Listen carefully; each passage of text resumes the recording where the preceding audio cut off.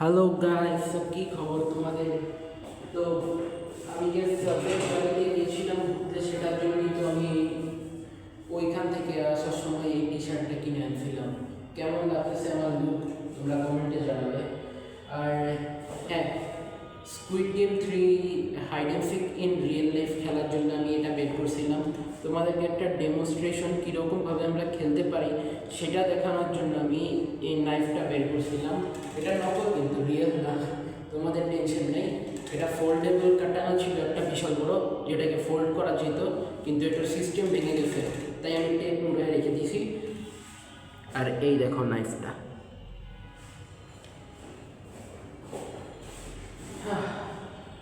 ওকে, আমার লুক কেমন লাগলো তোমরা কমেন্টে নিশ্চয়ই জানাবে, আমি সেই আশায় থাকবো। আপাতত তোমরা বলো আমাকে কত দূর পর্যন্ত দেখা যাচ্ছে এখান থেকে। এখন কি আর দেখা যাচ্ছে? না দেখা গেলেও কমেন্টে জানাবে। এই সাইড থেকে যদি না দেখা যায়, এবার আমাকে কমেন্টে জানাবে উপরে চলে যাবে।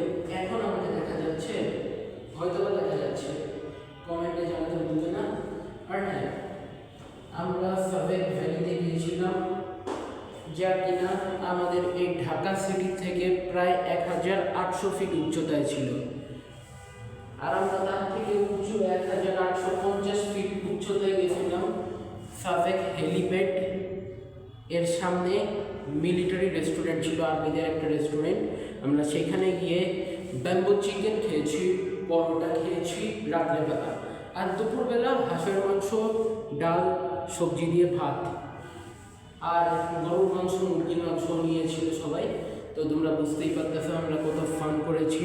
পাহাড়ি রাস্তার একটা আলাদাই মজা, কিন্তু ভয়ও লাগে যদি গাড়িটা পড়ে যায়। চাঁদের গাড়ি মানে তো জিপ, অ্যাকচুয়ালি একটা মডিফাই করা জিপ, ওইটায় তো এমনিই ভয় লাগে। এইভাবে ঘুরতে ঘুরতে ঘুরতে ঘুরতে এসের মতো পাহাড়ের উপরে উঠতেছে, আর যেখানে তোমাকে এরকম খাড়া খাড়া ঢাল না, তখন সবচেয়ে ভয় লাগে যে এই মনে হয় গাড়ি কাত হইল আর উল্টায় পড়লো খাদের মধ্যে।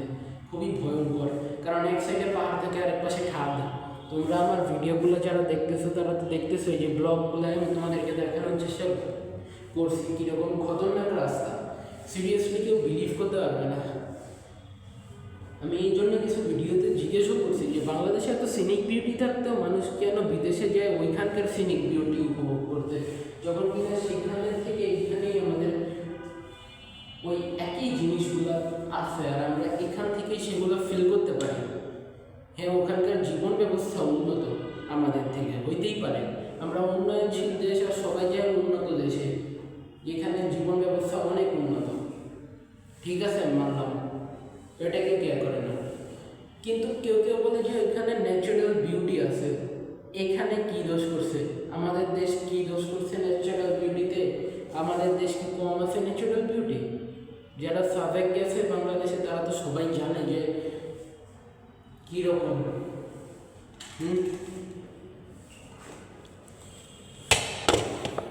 আরে আমি বলতেছি, আমি ট্রাই করবো প্রত্যেকবার স্কুইড গেম খেললে আমি নিজেকে চেষ্টা করবো স্কুইড গেম 3 খেললে নিজেকে ছেলে দলটা, আর নর্মাল স্কুইড গেম খেললে ফ্রন্টম্যান হওয়ার চেষ্টা করবো। স্কুইড দল যে তোমাদেরকে ইউটিউবে একটা লিঙ্কের সাথে ফটো দিছি, তোমরা দেখলেই বুঝবা। তাকে স্কুইড দল দেওয়ার ব্যবস্থা করতেছি ইনশাল্লাহ। তোমাদের টেনশন নেই, গানও নকল হবে, শুধু গান থেকে আওয়াজ হবে। আর যদি ব্যাটারি চালিত হয় তাহলে লাইট রিফ্লেক্ট হবে, বাট অরিজিনাল বুলেট কোনোটাই বের হচ্ছে না। জাস্ট রিল্যাক্স, কোনোটা থেকে আমরা রিয়েল বুলেট বের করবো না। তোমরা নিশ্চিন্ত থাকতে পারো এটা নিয়ে। তোমাদের সাথে অন্য কোনো ভিডিওতে অন্য কোনো সময় দেখা হবে, সেই আশায় আমি এখন বিদায় নিচ্ছি। Good bye.